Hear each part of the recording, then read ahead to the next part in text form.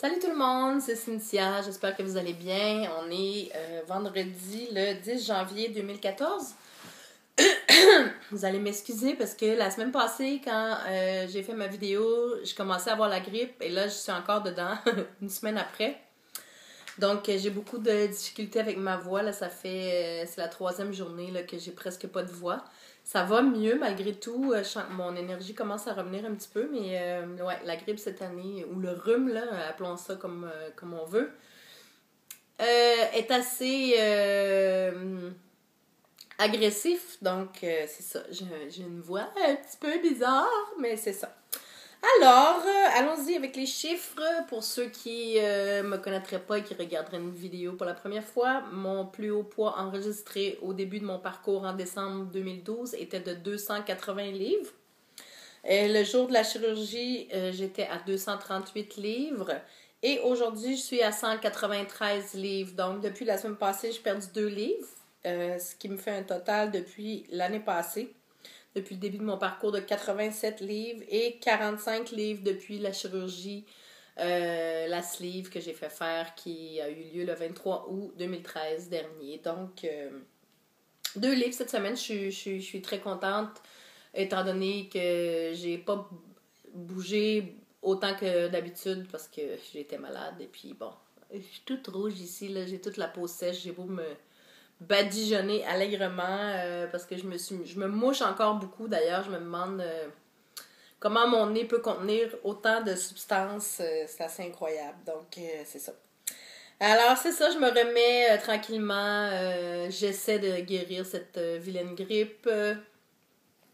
Et ça m'a beaucoup ralenti cette semaine à tous les niveaux, là. J'ai marché quelques fois, mais j'ai pas été trop fort sur le sport. Je me sentais vraiment fatiguée. Je dormais pas bien la nuit. En plus, mon voisin d'en haut cette semaine, je sais pas qu'est-ce qui se passe, mais il fait beaucoup de bruit la nuit. Donc, peut-être qu'il y a une nouvelle copine, je sais pas. Bref, c'est ça. Ça a été une semaine un petit peu au ralenti. Et je présente mon projet lundi qui vient.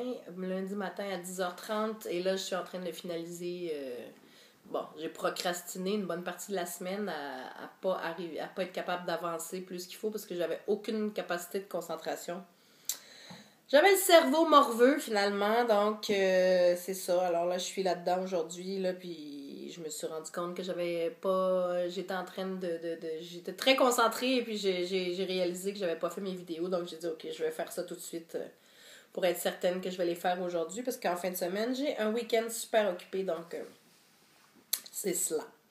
Alors, les nouvelles. Les nouvelles, comme vous pouvez voir, je n'ai plus l'air d'une moufette. J'ai fait ma teinture ce matin. Je me suis dit, advienne que pourra, si mes cheveux veulent tous tomber, je m'achèterai une perruque parce que là, j'en pouvais plus. Je pense que ça affectait mon moral de me voir avec tous ces cheveux blancs-là. Je trouvais que j'avais vraiment l'air vieille.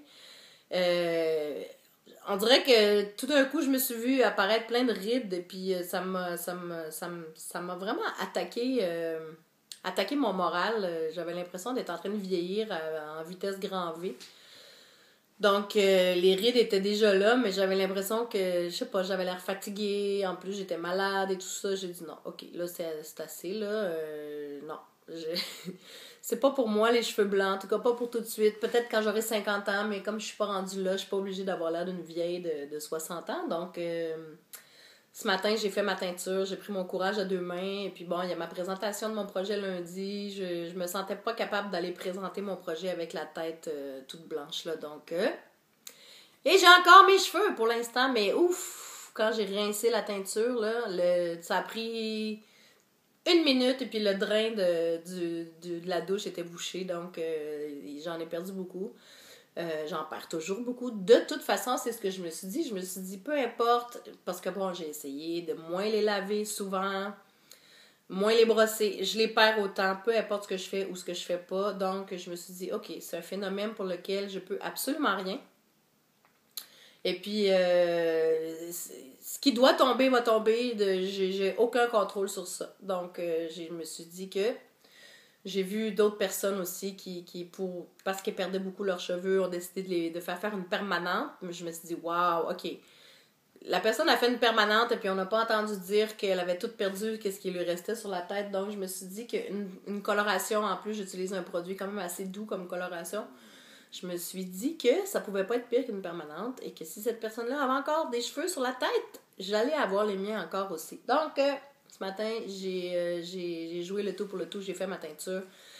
Ça fait du bien de me voir avec, tu sais, de la couleur un peu dans le fond de la tête parce que ça augmentait l'effet de... Mes cheveux sont très minces en ce moment, même si ça paraît pas beaucoup parce que je frise naturel et que j'ai toujours eu un problème de volume, mais pas dans le sens de pas de volume, dans le sens de trop de volume. J'ai toujours eu la tête large comme la porte, donc ça paraît pas beaucoup, mais on me voyait le fond de la tête et puis on voyait vraiment ici que c'était mince. Là, bon, on me voit un peu le fond de la tête, mais évidemment, ma peau est colorée parce que je viens juste de faire ça ce matin.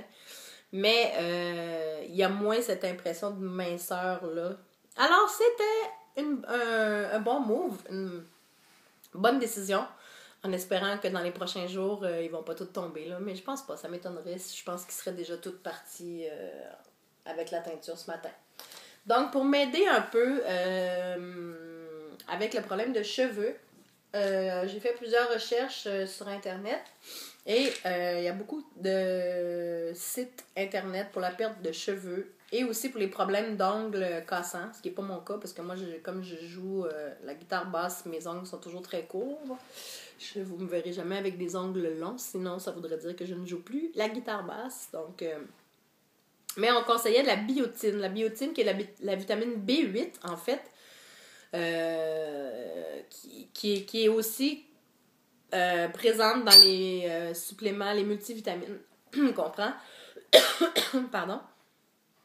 Donc, je me suis informée plus intensément et apparemment que ça pourrait aider. Donc, je suis allée... C'est la seule marque que j'ai trouvée, Suisse. Donc, la biotine ici, que je prends en comprimé. C'est des petits comprimés, des petits capelets, là, pas trop difficiles à prendre. Donc, j'ai acheté ça hier.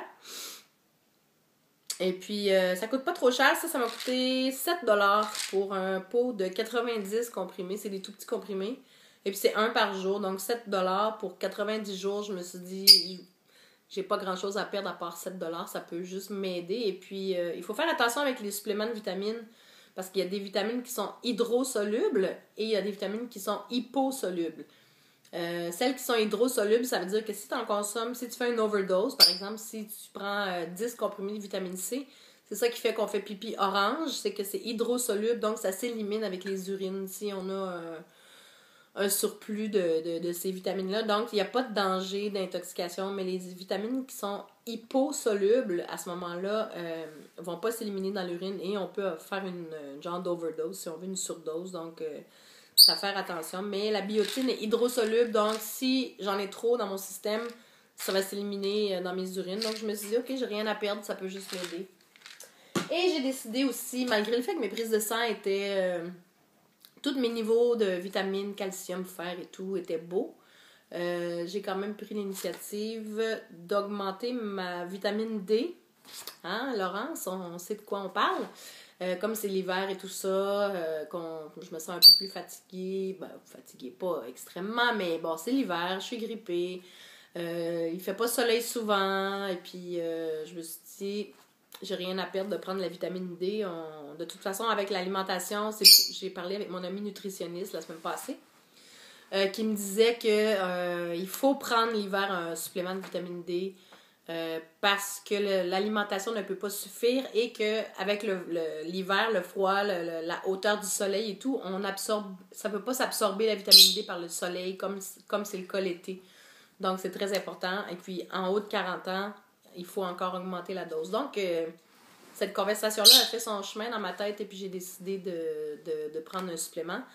Puis, je me suis dit, tant qu'à ça, on sait que la vitamine D et le calcium vont bien ensemble dans le sens où le calcium est pas bien absorbé s'il n'est pas accompagné de vitamine D. Alors, je me suis dit, je vais faire une pierre deux coups. Alors, je suis allée m'acheter des petits carrés à mâcher Caltrate avec vitamine D. Donc, là-dedans, il y a un supplément de calcium et un supplément de vitamine D.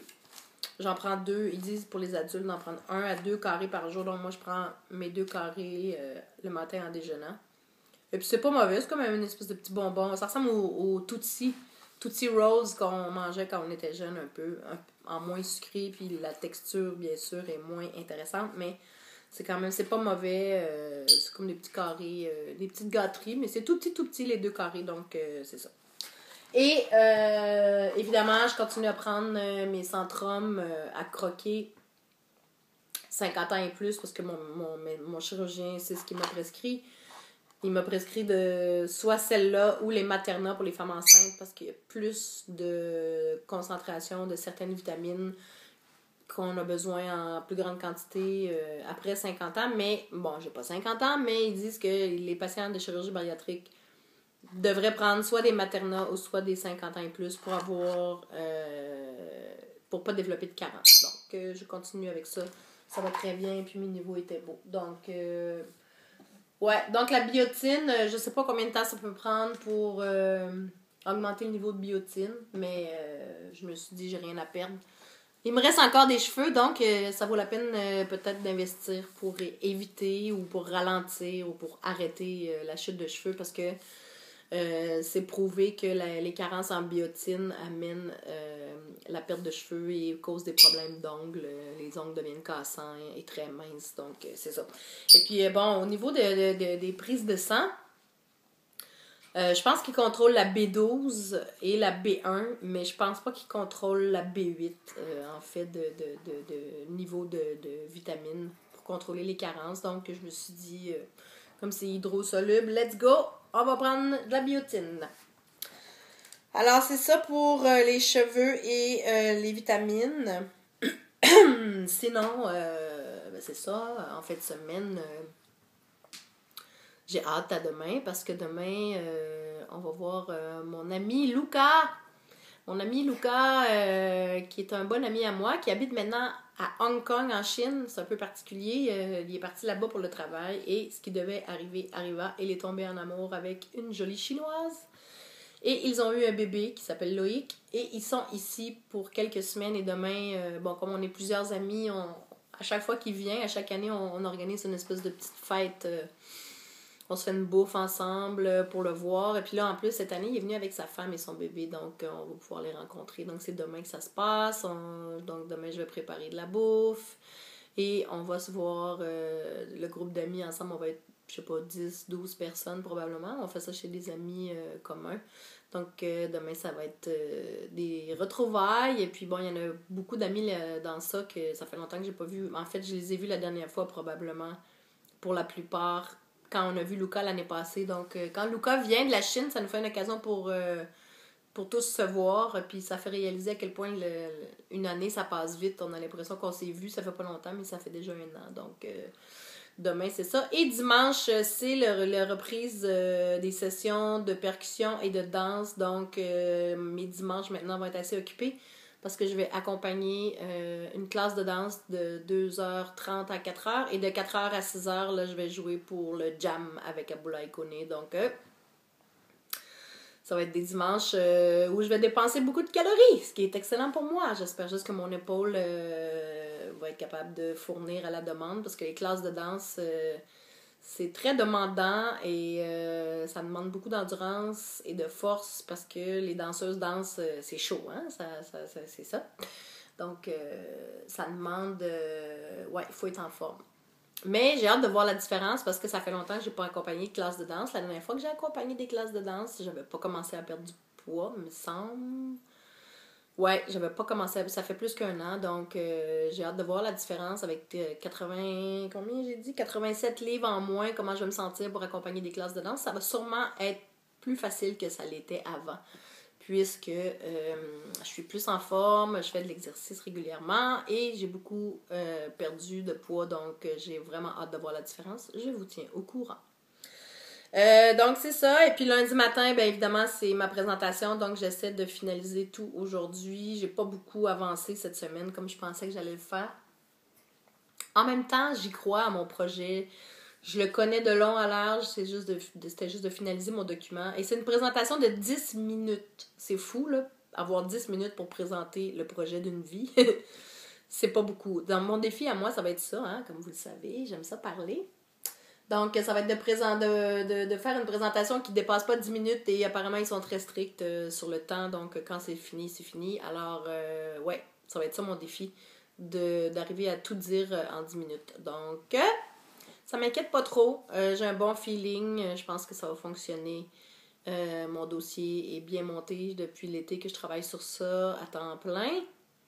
Ou presque. Donc, j'ai confiance que ça va fonctionner. Et de toute façon, je vais vous donner des nouvelles. Probablement que si ça fonctionne, que je vais avoir envie de vous annoncer la nouvelle. Mais là, je dis ça, mais en même temps, si jamais je fais pas de vidéo, vous allez penser que j'ai pas été sélectionnée. Anyways. Ma façon de voir les choses, on est tous terrorisés par la peur de l'échec, hein, peu importe ce qu'on entreprend. Tout ce qui nous sort de notre zone de confort nous fait peur. Et j'ai vécu beaucoup de moments de peur de l'échec et j'essaie de mettre ça de côté. Et j'essaie aussi d'avoir une attitude un peu comme par rapport à ma perte de poids, dans le fond. J'essaie d'avoir cette attitude-là en général dans ma vie maintenant. De rien forcer. Je donne tout ce que j'ai pour réussir, mais si jamais ils ne me sélectionnent pas pour le programme, parce qu'il y a beaucoup de demandes et peu d'élus, je veux pas le prendre comme un échec parce que mon projet est viable, peu importe que je sois sélectionnée ou non. Il y a du potentiel et puis ça m'empêchera pas de le réaliser. C'est juste que ça va un peu compliqué la réalisation dans le sens où je vais devoir me trouver un boulot pour payer les factures et au lieu de bénéficier d'une subvention pendant 1 an. Mais ça veut pas dire que mon projet va tomber à l'eau. Loin de là, ça veut juste dire que si ça arrive comme ça, c'est parce que ça doit arriver comme ça. Il y a des raisons à tout. Moi, je crois beaucoup à ça et puis je veux rien forcer. Et puis il faut accepter la réalité telle qu'elle est. Quand tu as fait tout ce que tu pouvais selon tes capacités et ce que tu as donné, tout ce que tu avais dans ton cœur, en principe, et de bonne foi. Et je pense que il peut juste arriver les choses qui doivent arriver, dans le sens où il faut accepter la réalité et agir en conséquence. Donc, si ça fonctionne, je vais être la plus heureuse parce que j'ai travaillé fort. Ça va être comme ma récompense. D'avoir monté ce projet-là de A à Z et d'y croire et que ça va me permettre de voir que d'autres personnes y croient aussi. Si ça fonctionne pas, ça veut juste dire que c'est pas le bon moment pour moi, que ça va arriver plus tard. Mais je vais continuer à travailler dessus. C'est ça que je me suis dit. J'ai beaucoup réfléchi par rapport à ça, à qu'est-ce que je fais si ça fonctionne pas. Qu'est-ce que je fais? Il va falloir que je me trouve un travail assez rapidement. Et mais je ne laisserai pas tomber. Je vais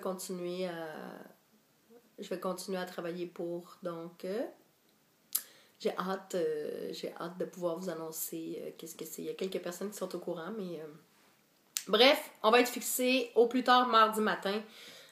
Probablement même que la journée même. Normalement, ils rappellent les gens qui ont passé au comité de sélection dans la journée même ou au plus tard le lendemain matin. Donc, d'ici mardi matin, je vais être fixée. Enfin, parce que, écoute, je pense juste à ça depuis des mois. Donc, je vais être contente d'être fixée et j'espère vraiment que ça va fonctionner. C'est ça. Alors, à suivre lundi ou mardi, sûrement je vais faire une vidéo pour vous donner des nouvelles. Parce que c'est quelque chose de quand même important. Et puis, je sais qu'il y en a plusieurs qui ont hâte de voir qu'est-ce qui va arriver avec ce projet-là et qui ont hâte de savoir c'est quoi. Donc, ça s'en vient. Plus que quelques jours à patienter. Moi-même, je suis très impatiente et puis j'ai hâte de voir les résultats de tout ça. Excusez-moi. Je pense que ma voix commence à avoir atteint sa limite pour aujourd'hui. En plus, j'ai pas fait ma vidéo en anglais encore, donc je vais vous laisser ici. J'espère que tout le monde va bien, que vous avez passé une bonne semaine, que vous êtes content de ce que vous avez accompli cette semaine, des petits pas que vous avez faits. Et je vous encourage toujours et toujours à faire des pas vers vos objectifs, peu importe quels sont vos objectifs, peu importe si c'est lié ou non à une perte de poids. Ça peut être n'importe quoi, mais c'est le même processus, c'est le même modus operandi. Quand on a des rêves, des objectifs à réaliser, qu'on veut les atteindre, il faut être dans l'action. Et puis, chaque jour, il faut faire un petit quelque chose pour se rapprocher de nos objectifs. Donc, qu'est-ce que vous allez faire aujourd'hui pour vous rapprocher de vos objectifs. C'est ça qui est important, c'est d'être dans l'action, pas juste d'être dans le rêve, dire oui, moi je veux faire ça, je veux faire ça, je veux faire ça, mais je fais rien pour y arriver.